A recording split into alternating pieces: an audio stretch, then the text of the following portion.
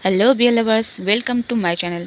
आज मैं the villain a broken angel season 1 fan fiction के सीजन 2 को लेकर आई हूँ आप सभी के लिए। आशा करती हूँ सीजन 1 की तरह सीजन 2 भी आप सभी को पसंद आएगा। और वीडियो शुरू करने से पहले जो कोई भी मेरे चैनल में नए हैं, प्लीज़ लगे हाथ मेरे चैनल को सब्सक्राइब ज़रूर से कर लीजिएगा। और मेरी सुनाई वीडियो अगर पसंद आए तो एक लाइक कमेंट करके प्लीज़ वीडियो को शेयर ज़रूर से कर दीजिएगा।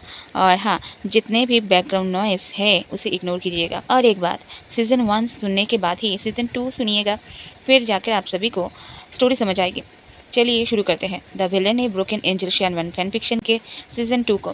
सीजन 1 में हमने लास्ट पार्ट में देखा था शियान वांग के मैरिज के कुछ दिनों बाद ही एक ट्रक से विभूषण का एक्सीडेंट हो गया था और विभूषण को हेड इंजरी हो गई थी और बहुत ज़्यादा ही ब्लड लॉस हो रहा था। पर उस टाइम भी विभूषण वांग जी के बारे में ही सोचे जा रहा था। विभूषण को जाना था अपने वांग जी के पास, लेकिन जा नहीं पाया।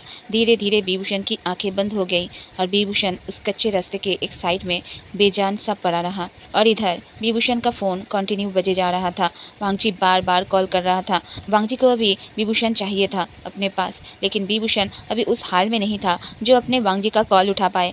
अब आगे हमें वांगजी को दिखाया जाता है जो कि बहुत ही ज़्यादा रोए जा रहा था जब और एक बार जोर से बिजली चमकी। वांगजी इतना डर गया कि चीख पड़ा। अब आंधी के साथ साथ बारिश भी शुरू हो गया था। वांगजी डर के मारे चीख पड़ा और बेड के नीचे घुस गया और विभूषण का नाम लेकर जोर जोर से रोने लगा। इधर किचन में यानली अपने हस्बैंड से कॉल पर बात करते करते खाना बना रही थी। फिर वांगजी के लिए खाना निकाल के अपने हस्बैंड के कॉल को कट करके वांगजी के रूम की तरफ जा ही रही थी कि यानली ने वांगजी की चीख सुनी और दौड़ पड़ी वांगजी की ओर। रूम के अंदर आकर वांगजी को तो कहीं देख नहीं पाई, लेकिन वांगजी का रोना जरूर सुन पाई। यानली जल्दी से वांगजी के पास गई और वांगजी को बेड के नीचे से बाहर निकाली। वांगजी के जान में अब जान लौट आई। यानली ने कहा, वांगजी डफर कहीं के इतना क्यों रो रहे थे? भूल गए थे क्या इस घर में मैं हूं ना? वांगजी फिर भी रो रहा था। यानली के पास होते हुए भी वांगजी को थोड़ा सा भी फर्क नहीं पड़ रहा था। वांगजी अपने पैनिकनेस से बाहर ही नहीं आ पा रहा था। यानी ने वांगजी से कहा, देखो अभी तुम्हारे पास मैं हूँ तो डरने की कोई बात नहीं है। मैं बुशियान की शीजे हूँ, जैसे मैं बुशियान को प्रोटेक्ट करता हूँ तुम्हें भी प्रोटेक्ट कर लूँगी, ओके?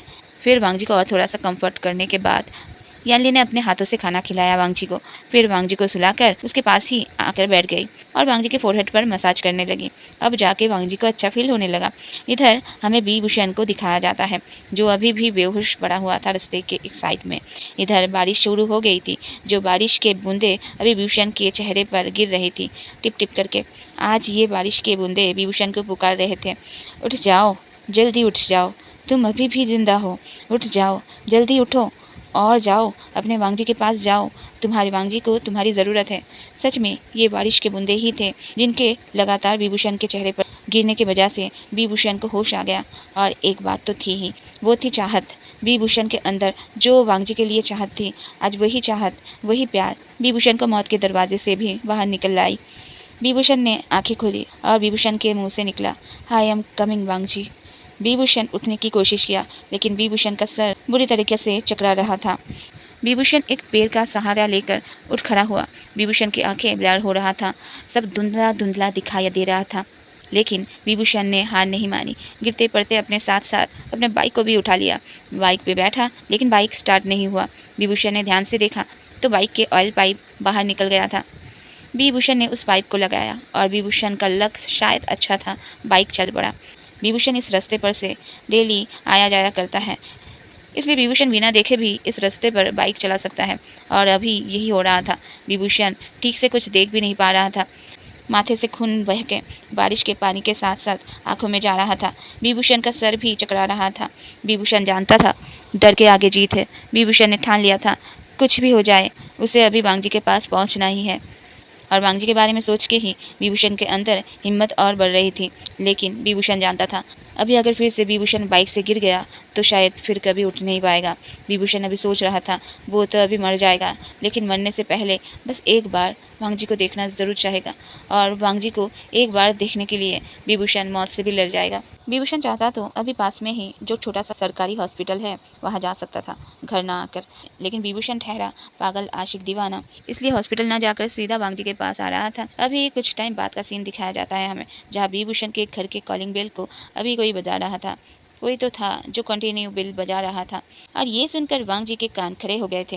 वांग जी अभी चुपचाप सोया हुआ था और यानली से हेड मसाज करवा रहा था।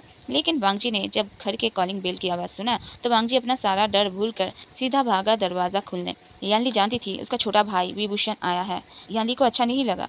वांग जी के एक बार बुलाने से ही विभूषण इतनी बारिश में भी घर आ गया। यानली तो थी ही ना यहाँ उसके वांग जी के पास। क्या भरोसा नहीं था कि यानली उसके वांग जी का ध्यान रख पाएगी। यानली ने वांग जी के पीछे आते हुए देखा। वांग जी अभी कितना खुश है विभूषण के आ जाने से। वांग जी खुशी के मारे अपना डर भूल चुका था और कूदते फांदते सीढ़ी से उतर रहा था। पीछे से यानली ने आवाज़ लगाई, वांग जी धीरे गिर जाओगे। लेकिन वांग जी को देखकर तो लगा ही नहीं कि वांग जी ने कुछ सुना भी है। वांग जी सीधा भागा दरवाजे की ओर। यानली वांग जी के इस हाल को देखकर अभी स्माइल कर रही थी, लेकिन जल्दी ही यानली की स्माइल गायब हो गई और आंखों में आंसू आ गए। वांग जी सीधा गया और जल्दी से दरवाज़ा खोल के बोला, सॉरी शियान, वो मैं भूल गया था घर में अभी चीज़ें हैं। तुम्हें बहुत तकलीफ हुई होगी यहाँ आने में। और बोल नहीं पाया। वांग जी सीधा बेहोश हो गया। और इधर दरवाजे में जो खड़ा हुआ था उस इंसान ने वांग जी को थाम लिया अपने बाहों में। यानी ने देखा गेट पर विभूषण खड़ा हुआ है। विभूषण को देखकर लग रहा है विभूषण अभी खून से नहाकर आया है। वांग जी को अभी विभूषण को ऐसे हाल में देखकर ही इतना बड़ा झटका लगा था कि वांग जी अपने मुंह से कुछ बोल नहीं पाया और शौक के मारे सीधा बेहोश हो गया। इधर विभूषण ने वांग जी को तो थाम लिया था अपने बाहों में, लेकिन और खड़ा नहीं हो पा रहा था।